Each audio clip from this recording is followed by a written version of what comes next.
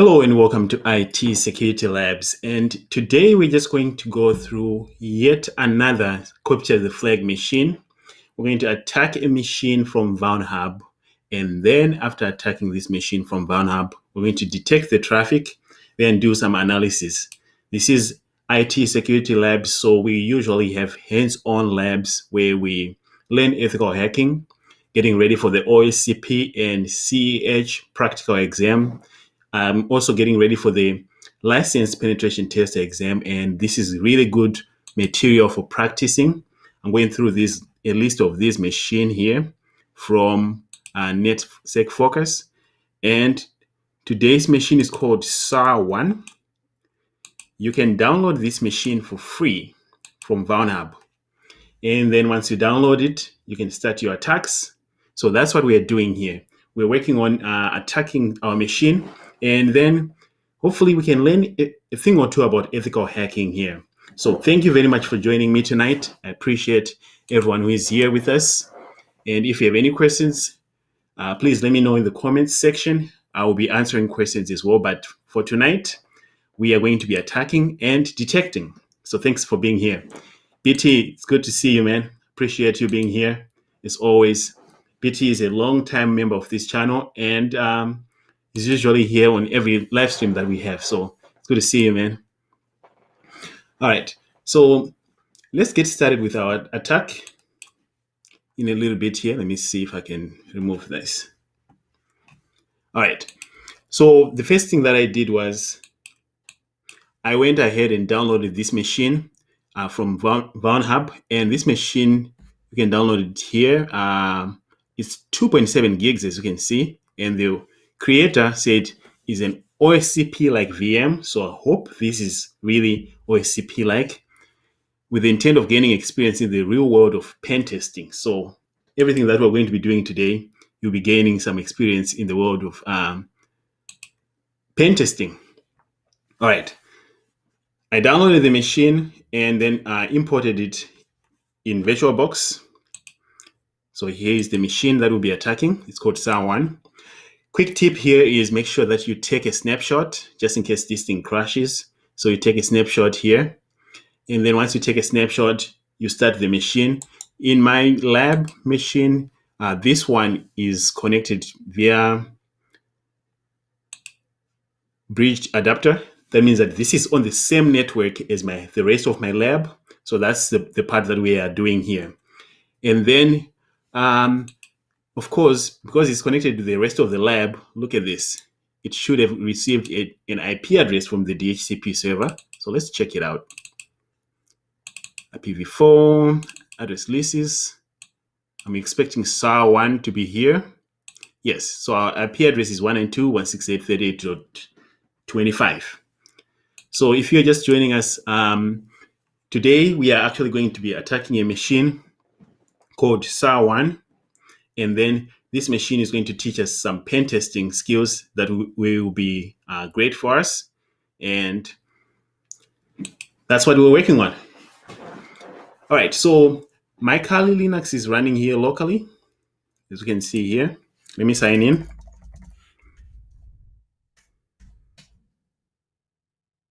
And then once we sign in, the first thing that I like to do, I'm already studying my methodology right now. The first thing that I like to do is ping 192.168.38.25.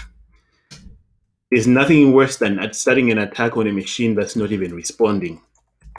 So as you can see, we are getting some responses. So we are ready to begin. Let's cue burp. Yes, let's cue that. All right. So the process that goes is we will attack the machine, gain root, then look at the attack traffic that we are from the onion. This whole process and what we are doing, then we'll go and analyze the traffic, mostly at the packet level, to see what we did and how much noise we made.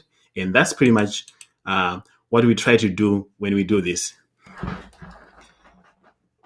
All right, so since our machine is responding, let's just start with Nmap. But before my Nmap, I like to make a directory. So I'm organized. All right.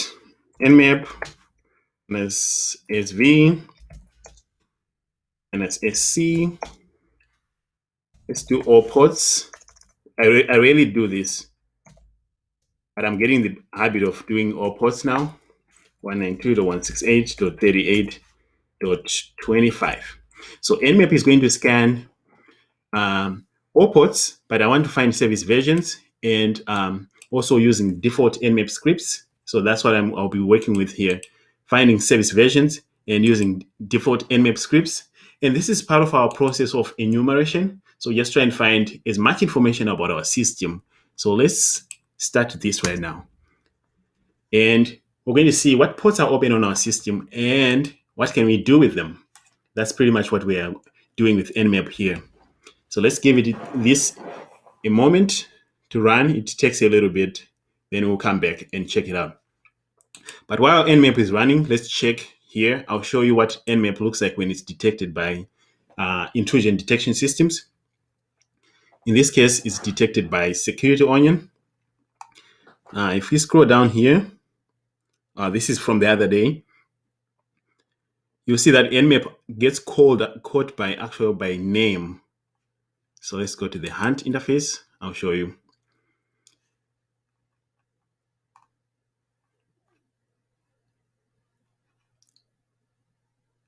All right, you see all these scans here? That's Nmap right now. If we refresh this after a while, this number would have gone up. So Nmap scripting engine, when it's run with the default scripts and default options, that's what you get. You get caught by an intrusion detection system. And you can see the same data in our Security Onion Kibana interface here. Let's remove this. If you come in here, you'll also be able to see the same type of traffic. So let's filter this to the last 24 hours. Last 4 hours. All right. So this is where we'll be analyzing our traffic and then be able to see what we did. So as you can see, our Nmap scan finished. And this time we have a small attack surface. We only have port 80, which is good and bad. Either we are really screwed here or we have a nice straightforward exploit that we can apply. So since we have 80 here, let's start deploying some tools. First thing that I do with port 80 is just a simple derb. 38.25. It's either derb or go basta for me. And what this is going to do is it's going to brute force the website and tell me if there are any directories, and hopefully we can see something of interest there. And this is going to be using default scripts. And in this word list here. Quick note here is that this is not all inclusive. If you don't see anything of interest here, try to use a big.text, and I'll show you where you can find big.text here. In my enumeration tab here, I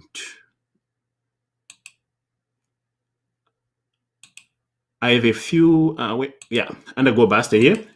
You can use this one. This is my go-to big.text. It comes with the sec list. This one is on Kali. You might not have the same location, but this is a bigger word list that you can use for brute forcing directories. And BT says he uses dirbuster. That's good. I use GoBuster, dirbuster, or derb. And derb is usually the quickest one for me. All right, so I see that with derb, I didn't get much. Let's fire up GoBuster as well with big.text, just in case we're missing something. So I have my cheat sheet here. It's quick for me. I just need to change the IP address and it goes. I don't have to worry about the syntax. So I encourage you to have something like this as well.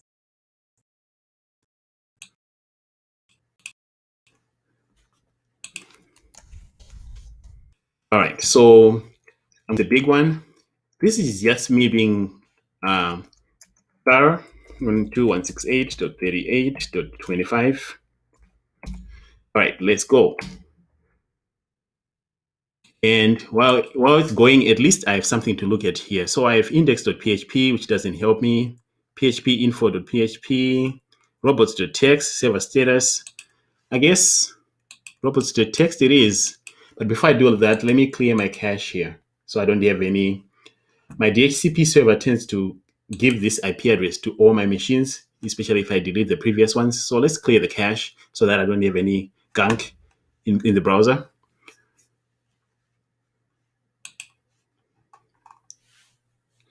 All right. And this is super fun, guys. I get super excited when I see a machine to attack, and especially if I can share with you guys. Just so clear data. I'm just clearing my browser to make sure that everything is clean and I don't have residue from previous IP addresses here. All right. Let's close that and close it again. All right. I'm launching my Firefox. And while I'm launching, let's check here to see. This is our results from Derb. And GoBuster is still going. So this takes a long time when you run GoBuster with a big .text, but it's really encouraged. Don't just go with Derb or a shorter word list, because sometimes your answers might be in the bigger one. All right, so I'm going to stop this one. I just wanted to show you that you need to run it, but I'm not going to run the full one because it might slow my computer here.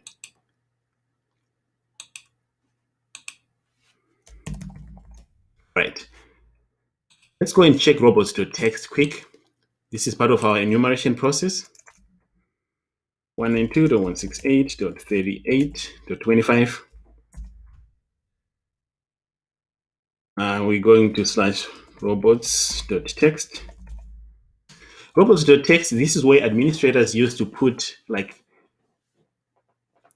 directories that they didn't want robots from the internet to go through. And in this case, we see one, which is unusual. There's some common directories, especially in Apache, that you don't want to be exposed to web crawlers and stuff like that. They're usually listed here, and they're just the normal stuff. But in this case, we see that we have another one here, which is very interesting. So we'll go and find out what it is. All right. Right away, we see that we have whatever this thing is. Don't know what it is, but it has a version. Right away, we know we are in business. If we have the version, we can enumerate that version and see if that version leads to anything. And Google is our friend here.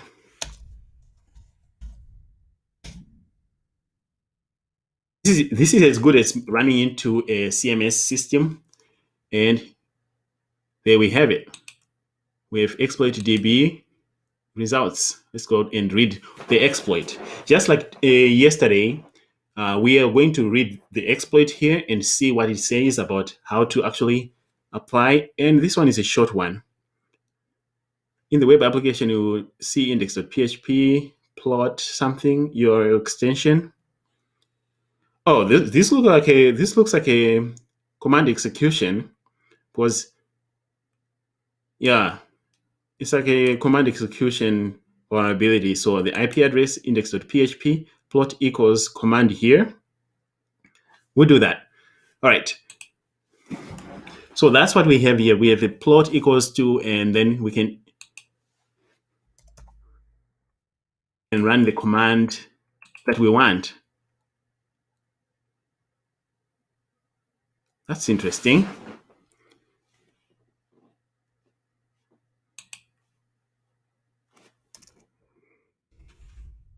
All right. So here is what we can do. We're just going to put a command equals to cat etc password. That's the one that I usually try with every single time. And I got that idea from this right here, is they're saying after the command injection, press the select host, then your command's output will appear bottom side of the screen. So let's go and press the host. All right, so here is the result for etc password on our Linux machine. Let's see if we see any users, this one looks like a normal user. So we have a user love. Now we know we can go after this user. All right. So if you joined later, we are just attacking a machine from Vulnhub. Our main goal is to just learn ethical hacking hands-on.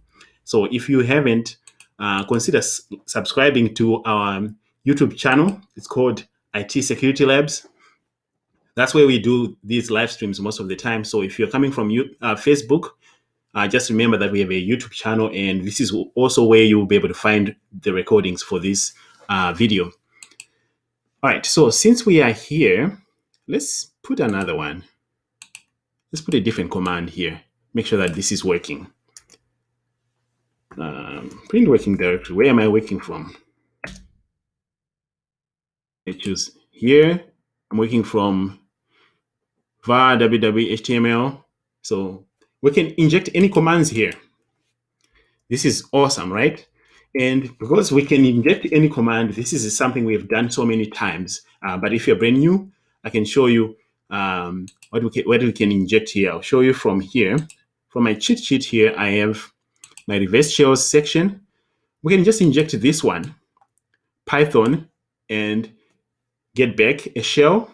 This is our Python one-liner for getting a reverse shell, or we can put a one-liner for PHP.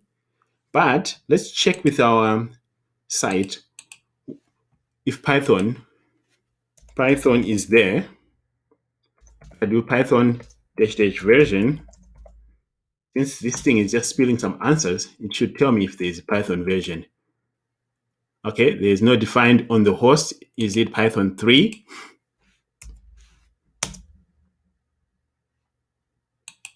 Yes. So we have Python 3 from, as you can see from here. So let's inject. Let's get our reverse shell with Python 3. So let me just change this to 3.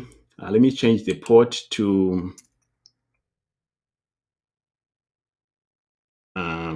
8877. And this should be good. And I'll show you what we can do here. We're just trying to get a reverse shell. And practice makes perfect here. You always know that after this, you want to start a netcat -lv and p 8873. Is it 73? 8877.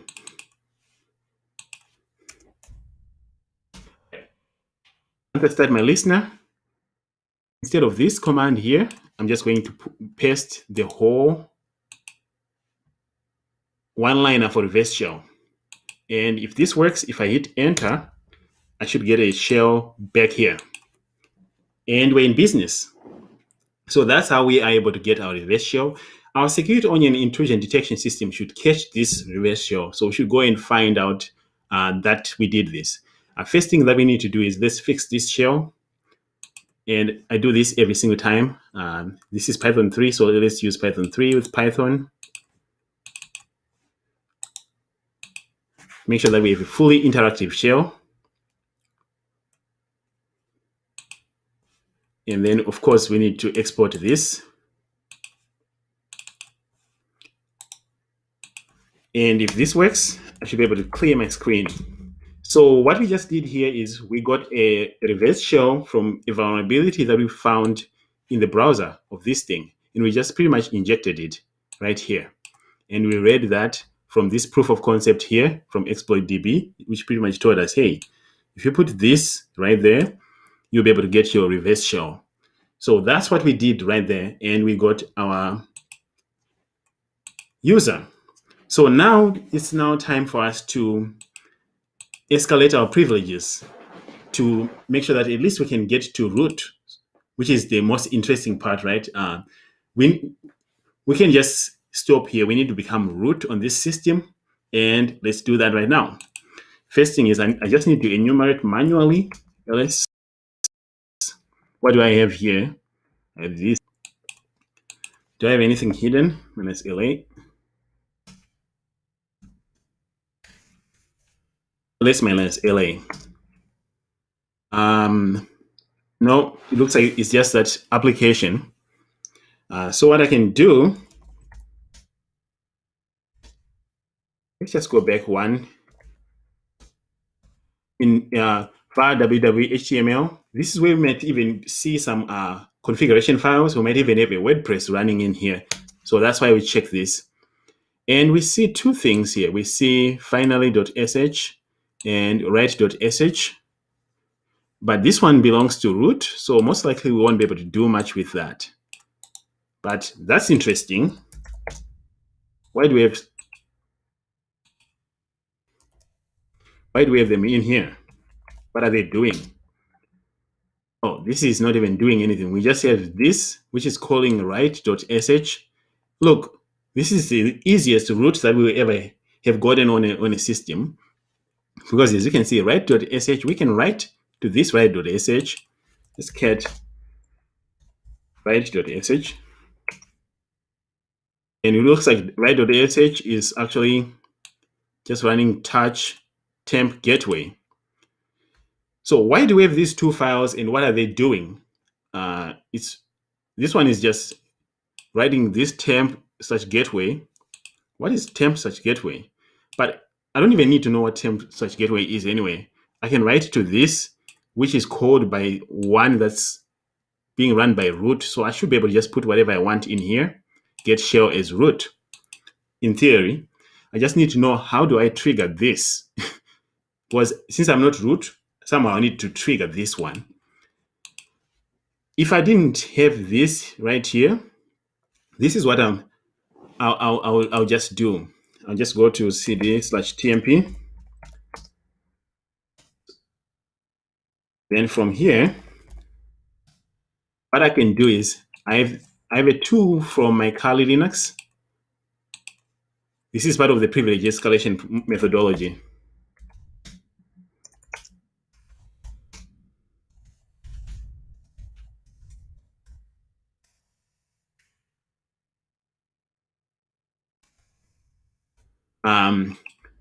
We can just put enum for Linux and then find out what's going on there with more things. But since I already have access here, and I saw those two things,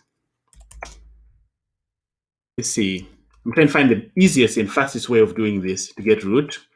Let's just cd back to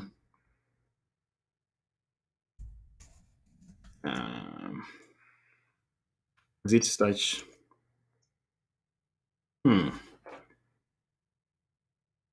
All right.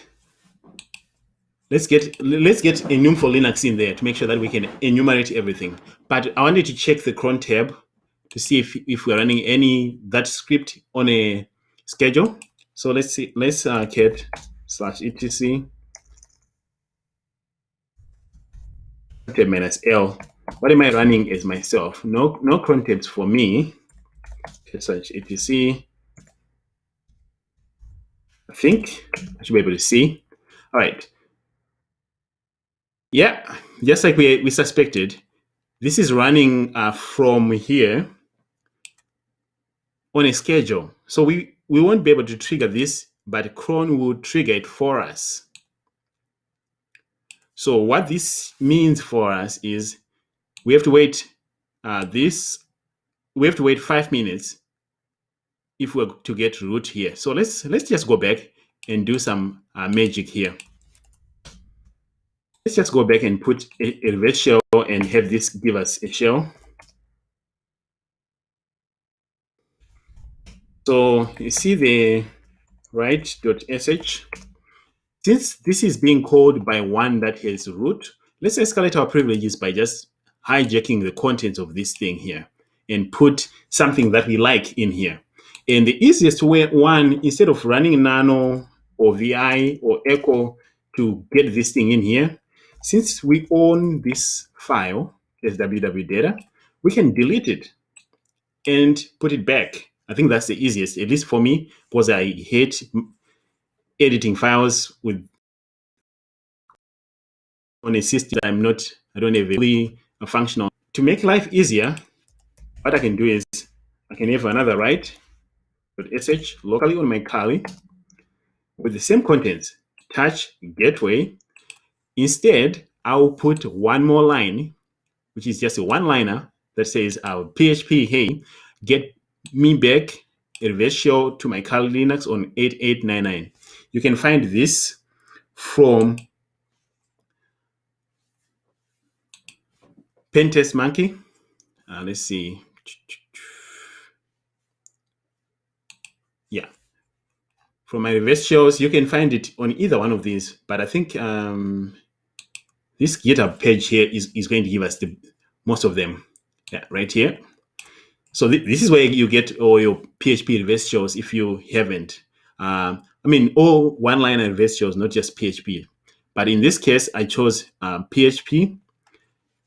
You can just get this one right here.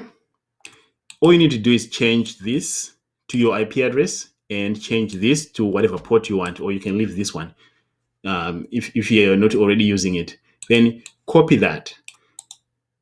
If any file is going to be executed with root, you can inject this in there, and when it gets executed, this is going to call home to your Kali Linux. And that's exactly what I have right here.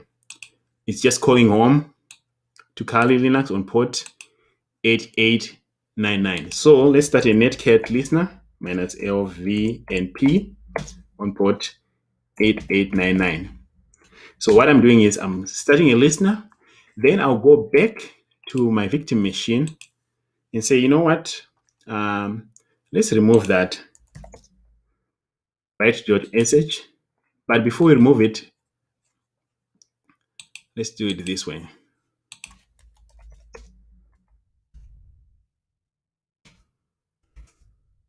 Okay.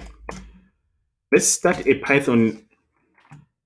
Let's transfer the one that we have here. So let's start a Python listener here so we can transfer ours that is loaded with malicious code to our victim machine. So in my file transfer here, the simplest one is just use Python. So this is how you transfer a file from your Kali Linux to the victim machine. And you can use this. If it's Windows, you can use PowerShell. As you can see, I've done this several times on Hexabox. But right now, let's do it this way.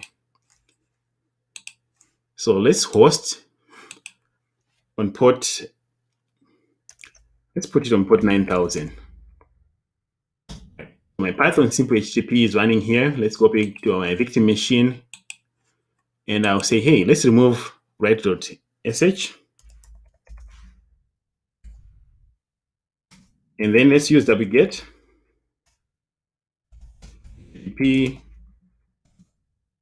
192.168.38.133 on port 9000. And I want my write.sh. This is a clean way of getting my file here. And as you can see, I can see now with my write.sh, if I say cat write.sh, now it's loaded with the goodies. And I'm already listening on 8899. Oh, right there. No, yeah, this is us downloading. And then I'm listening. Where is it? I'm listening right here.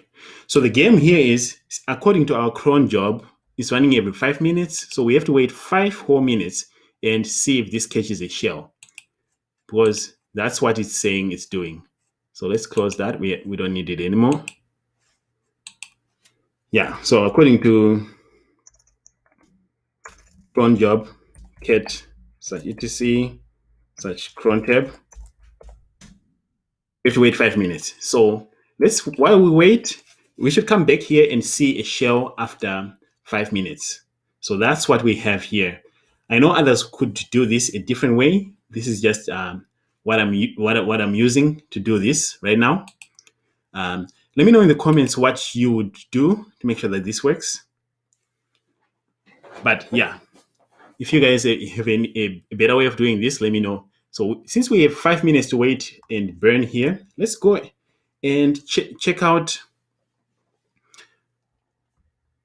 our results from Security Onion. What is our Security Onion intrusion detection system seeing?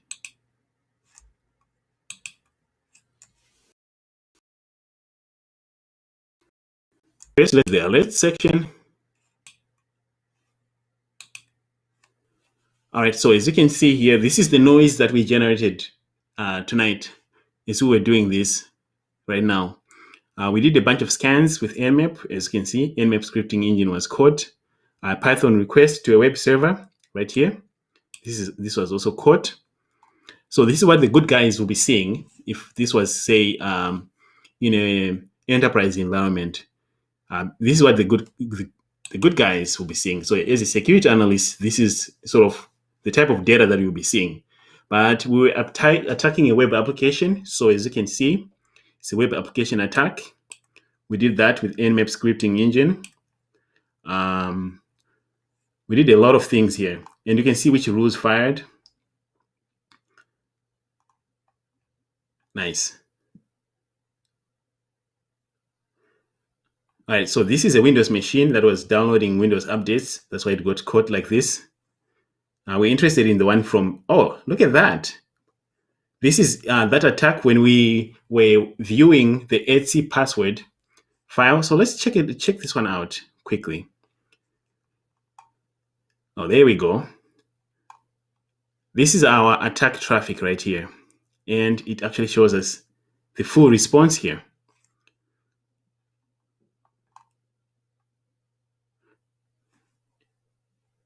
And that's when we access etc password from the browser. So if you were working as a security analyst, you'll be taking screenshots of this or however way you document this to show to maybe the level 2 or whoever is going to be looking at this and say, yes, I see that the attacker accessed etc password according to this right here from Surikara. You can download pcap for this and actually analyze pcap data, which is awesome. And then you can see who initiated the attack, the conversation and what happened. And in this case, we can see that our Kali Linux machine was the first one going to port 80. You can view this in all multiple ways. You can even download this and open it in Wireshark if you wanted to. But this is the attack traffic that we generated. So I think it has been 5 minutes. Let's go check if our cron job ran. No, it didn't. Why? Is it not 5 minutes yet? Let me just wait a little bit.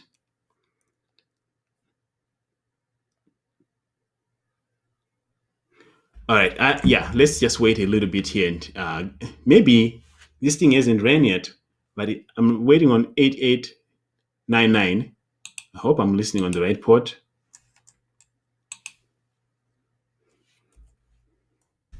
Cat right.sh.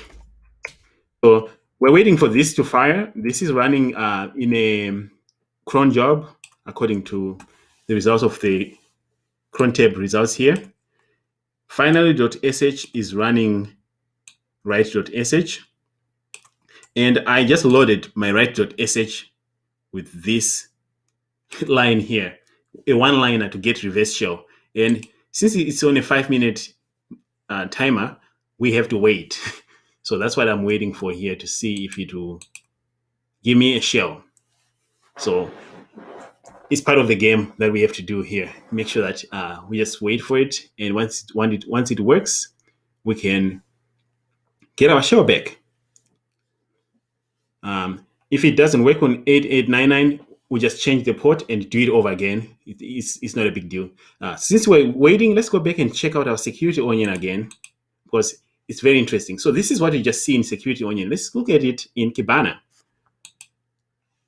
All right. So first thing in Kibana that you are going to notice is that here is the events over time. This is when we started doing our attack. Look at how it spiked. This usually spikes even more longer. So as the good guy, you can put a cap here and say, hey, if you see more than 60 events, alert me, send me a pager back in the day, right? Or initiate an alert, go alert, or whatever you use for an emergency, because this is beyond the norm. That's how good guys will be able to be alerted.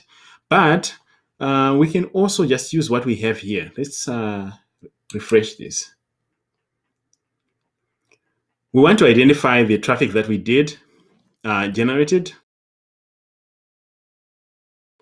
In this case, all those browser. Let's find out here. All right, let's check. This is the Etsy password access that we did. Actually, this is more interesting. Possible shell command execution. I like that. And as a good guy, you should you need to, if you see possible shell command execution, you need to go and check it out right away. That's what we're going to see here. Because and by the way, since it's telling me that, yeah, it's saying someone came from here to that 9 times. So this is Kali Linux to a victim machine. Possible shell command execution. Yes, we did execute shell commands. So let's see. How did we do that? Let's check the first one. And network data decoded is the interesting part here. Okay, I'm just looking, and look at that, guys. We got it. We got the attacker red-handed. Look at this. This is the Python one-liner that we executed from the browser. So if you were part of a blue team security operations center and you're seeing this in plain text, then you would know this was a successful attack because this was executed. And unfortunately for the attackers, the good guys have rules that detect this default easy shell, command execution from the browser. So how can you hide against stuff like this? If this was maybe in HTTPS, then this would be working properly. You can use encryption instead of transferring this type of attack, plain text over a network. Maybe encrypt this stuff, then decrypt it on the target itself. That way, the intrusion detection system that was sniffing the network will not even be able to see, at least it will not see. And if you're transferring this, maybe transfer it using unassuming protocols like NTP, port 123. Just send this as part of port 123 to this system if the system has NTP open. That way, you don't get in this position where you get caught red-handed like we did here. All right. So, moment of truth, this didn't fire. What in the world happened here? Two possible things happened, right? Either from my test earlier, my system already had port 8899 taken, so it's not firing, which is okay. It's okay because we can redo this attack and I'll be able to show you again, but this should work. Or did I not give my write.sh the proper permissions?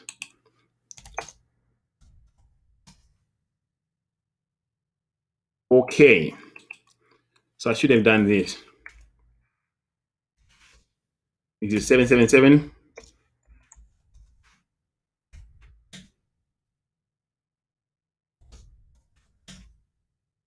Right. I might not have given this thing proper permissions. So the question becomes, do we wait for it to fire or do we redo the attack? I say we redo the attack in a minute if it doesn't fire here. Oh, it did. It just fired right as I was talking. So as you can see, part of the attack is just knowing these little things, right? It just took forever to run and I was wondering why. And then I went here and I just gave it the proper permissions. And the moment I gave it permissions to run, it ran. So that's just part of the game here. All right, so we succeeded. I can say, you see, ID is right there. Let's just go and get our flag here. Cat root.text. We did it. We owned this system in a very short period of time. I can just do a quick recap of what we did. We found out that this system is running a vulnerable application, and this application can be seen here, SAR, whatever, remote code execution. We went to the browser, applied the remote code execution methodology by putting a one-liner Python, and it's running Python 3. We just found out the Python version by just running this command here. Then we put a one-liner, we got shell, and for privilege escalation, we just took over a script that was already running with root permissions, and we got root. Let's find another flag here.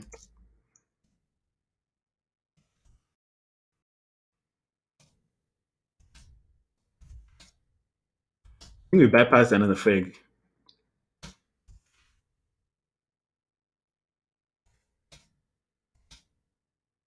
Here. Right, here's the user flag. So we found both flags here. All right. So we're in business, guys. We got 2 flags from our machine. Our attack was successful. If you missed it, please watch the process that we went through here. We went through some enumeration process where we were just gathering information with Nmap. We exploited the system by just finding a vulnerable application that's running. And then we escalated our privileges by hijacking a script that's running already and by putting our malicious reverse code, and we're in business. And that was an attack for the machine called SAR1 from Vulnhub. So here's the security onion part, right? If our intrusion detection system is working properly, it was able to detect the reverse shell that we put from the browser right here. Let's go and see the other ones. Let's pick a random one. What was this one? Oh, it's the same one, but this one looks pretty clean, right? The attacker got a reverse shell here, and the attacker is us. All right. Okay, so that was the one from the browser. Let's see if we got the one that we just did right now. The one that we just executed on port 8899. And for that, let's go to Security Onion. This might be the easiest way to see 8899. Let's go to the Hunt interface. I'm just going to sort by port here and see if 8899 is going to show up. Yes, 8899. So this is the last reverse shell that we got, and it's classified as potentially bad traffic. I did check returned route. Let's check this one. And this is the nasty stuff you want to see on the network, right? You don't want to see on the network. You see that? That shows that our attack was successful. And as always, let's get pickup.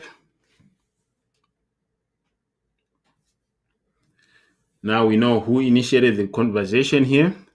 This was our reverse shell, of course. So it started from our victim machine to our Kali Linux on port 8899. As you can see here. You can download this and open your pickup in Wireshark, which I think is very important for everybody. So that's it, guys. This was a very simple, straightforward machine, and we're learning for the OSCP. We're practicing and just trying to get better at the OSCP. If you haven't, please subscribe to our YouTube channel, IT Security Labs, and you'll see more of these attacks that we just did here, and you even see more videos there as well. So if you have any questions, let me know in the chat. I'm just going to check the chat box right now.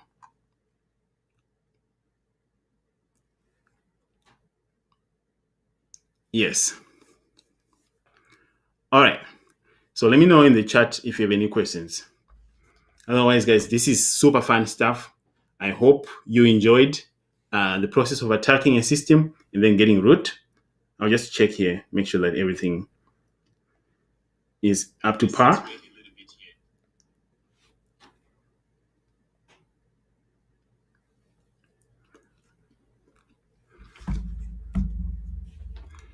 Oh yeah, this shirt is called IT Security Labs. You can buy it. I think I'm selling it for $16. I've merch. If you want to support the channel, buy my t-shirts. There's more of them. And then yeah, that was our attack, guys. I don't want to waste too much of our time here. If you want to set up this lab as well, you can follow along like I was doing here. I have a full setup guide, 11 videos. You can set this one up, very simple to set up, and you can sniff the traffic as you wish. And that's just how things are set up. It's very simple to set up actually, and it's super fast. And this is the hacking, being able to analyze things at a packet level and then knowing what we are doing pretty much. Better than most college courses that you have out there. This is the hands-on approach to learning, and having an IT security lab is going to be the way to go. So if you don't have one, please set up a lab for yourself. You will have a lot of fun. I know BT and other people who subscribe to my channel are setting this lab up, or they already have it up. Follow the 13 videos on the lab setup process, and you'll be able to see that it's a very simple way of setting things up. So thank you very much for joining. Stop by maybe tomorrow and for sure on Saturday, and we'll be live streaming another machine again. And if you want to see this, stop by Sunday at 9 p.m. Central Standard Time on IT Security Labs YouTube channel, and we'll do this again. Thank you all for being here, and I'll see you next time.